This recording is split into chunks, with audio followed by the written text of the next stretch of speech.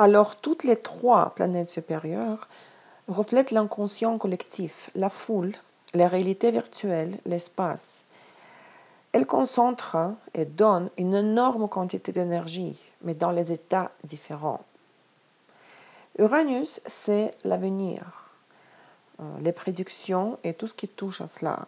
C'est l'inconscient collectif, bien sûr, et la phrase Uranus est l'octave supérieure de Mercure n'est nécessaire que pour la comparaison, uniquement pour comprendre que la planète est très rationnelle. Nous n'utilisons pas cette phrase pour interpréter le thème natal. Neptune, ce sont les rêves, la réalité virtuelle, les mystères et le marché financier mondial. Neptune est la plus haute octave de Vénus. Mais il y a une autre idée en fait, que Neptune est la plus haute octave de la Lune. Pourquoi ? Regardez, nous ressentons l'unité avec le monde animal à travers la Lune et sa fonction, en fait, une de ses fonctions, la manifestation des instincts qui nous lient au monde animal. Mais nous ressentons l'unité avec le monde entier à travers Neptune. Une observation générale. Quand une personne est en contact avec toutes les planètes supérieures, elle est capable de percevoir la réalité virtuelle. Pour Uranus, elle serait associée aux prévisions du futur, à l'analyse et aux situations d'attente. Neptune, c'est l'accès à la réalité virtuelle à travers les rêves, l'illusion, les jeux vidéo, l'alcool. Pluton, c'est l'accès à la réalité virtuelle par l'énergie, les sensations, par les flux énergétiques. Et la troisième planète supérieure, donc Pluton, c'est la purification, la destruction et la renaissance. C'est la concentration d'énergie. Et Pluton est l'octave supérieure de Mars, c'est l'armée.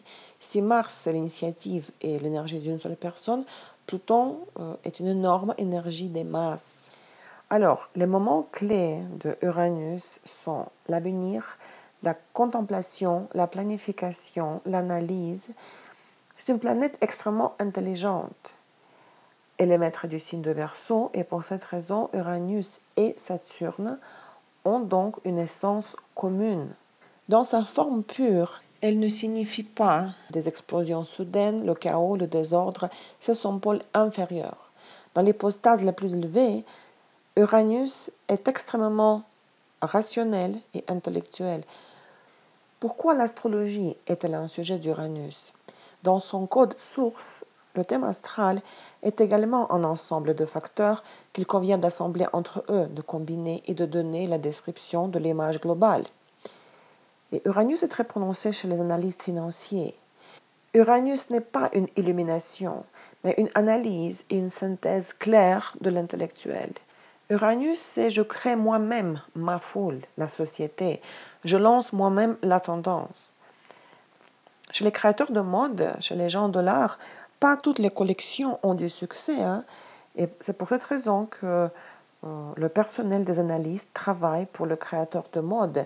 Il étudie ce qui est à la mode et ce qui ne l'est pas. Un vrai designer, un designer uranien, veut créer quelque chose dont la foule a besoin.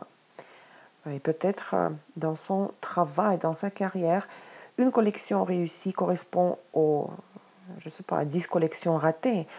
Et ces analystes étudient donc les besoins de la société.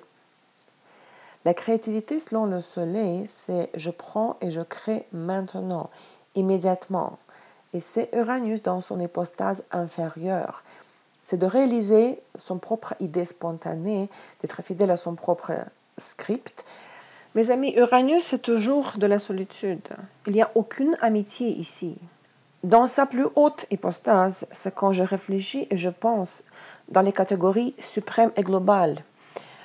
Vous devez connaître, vous les francophones, le nom de Tsiolkovsky. C'est un scientifique russe et puis soviétique, considéré comme le père et le théoricien de la cosmonautique moderne. Se sentait et était sûrement exclu de la société ou par la société. Aleister Crowley et Einstein n'étaient pas compris, ne sont pas compris, n'ont pas été compris, parce qu'ils étaient en avance sur le temps. Le côté entre guillemets charmant d'Uranus est qu'il est difficile de distinguer la créativité spontanée, mais globalement inutile d'une personne, des inventions ingénieuses, nouvelles pour la société, bien sûr, mais ces dernières passent l'épreuve du temps. Lorsqu'une certaine période passe et elles s'allument, c'est-à-dire les idées brillantes et inventions brillantes fonctionnent car elles sont géniales. Mais le monde oublie les créations individuelles décalées au fil du temps. L'énergie d'Uranus, puissante, subtile et de haute fréquence, ce sont ces impulsions cosmiques qui induisent le développement de la conscience dans l'ensemble de l'humanité. Pendant 84 ans, qui est le cycle d'Uranus, l'humanité voit naître de nouvelles idées relativement à l'existence, une nouvelle vision du monde, de nouvelles structures sociales. L'âge de 84 ans est considéré comme une espérance de vie classique, l'espérance de la vie créative. Il est considéré qu'après cet âge, l'homme n'a plus rien à faire sur Terre. Et en général, c'est rare qu'une personne quelconque serait capable de vivre consciemment et de manière créative le cycle d'Uranus. L'influence énergétique d'Uranus sur le destin se produit toujours de manière inattendue, comme l'impact de la foudre. En peu de temps, les conditions d'existence habituelles sont détruites. Et si la personne est ouverte à l'évolution, et si elle est au moins dans une certaine mesure capable de la conscience de soi, alors ces événements changent de façon spectaculaire son attitude envers elle-même, envers le monde et envers la sphère de l'expérience dans laquelle elle vit des changements. Cela provoque une percée décisive dans la conscience. C'est pourquoi nous disons que la souffrance est un puissant outil cosmique.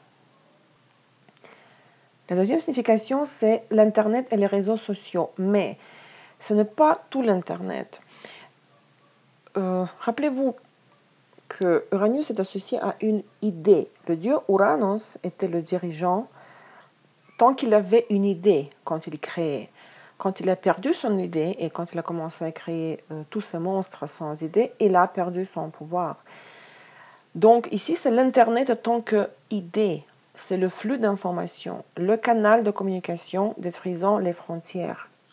C'est par exemple la création d'une application informatique, une application pour le téléphone portable, la création de nouveaux langages de programmation, car cela correspond au résultat de l'activité intellectuelle suprême.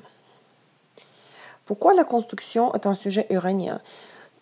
Toutes les constructions, les travaux de réparation, c'est Saturne et Uranus, car nous avons un chaos total, des pierres, des murs vides, et vous devez bâtir quelque chose à partir de tout cela. Uranus, dans cette fonction, fait référence à l'Internet dans le contexte d'une certaine idée, une certaine activité sociale, et non d'Internet en tant qu'outil. La liberté. Il existe de différentes hypostases de la liberté. Je fais ce que je veux, c'est le pôle inférieur. Quand il tombe dans le soleil, en créant le chaos, la confusion et le négatif, qui peut aller jusqu'à l'anarchisme. La vraie liberté, selon Uranus, c'est quand je gère tellement efficacement ma vie, quand je planifie tellement bien tout ce que je fais, que ma vie se transforme en système, et c'est ça qui me procure la liberté. Le travail depuis la maison, le freelance, et l'Uranus inférieur, car ici, il n'y a pas de cadre, pas d'ordre, pas d'organisation. Hein. Et il peut nous sembler que c'est une totale liberté de travailler depuis chez soi. Mais, vous savez, moi, je travaille depuis la maison et je peux vous le dire que vous devez avoir la volonté d'en faire en travaillant depuis de chez vous, pour vous lever du lit le matin. Donc, le travail de la maison ne convient pas psychologiquement à tout le monde.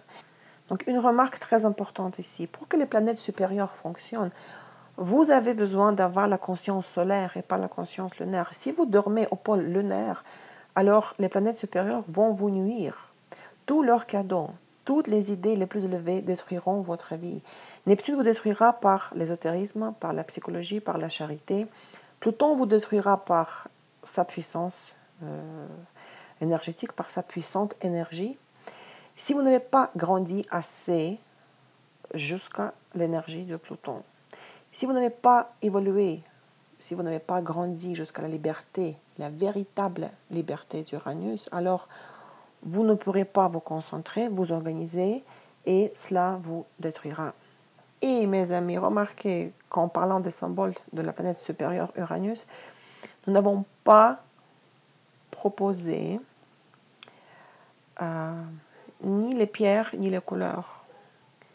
Pourquoi? Les énergies des planètes supérieures sont très globales et ont une grande échelle.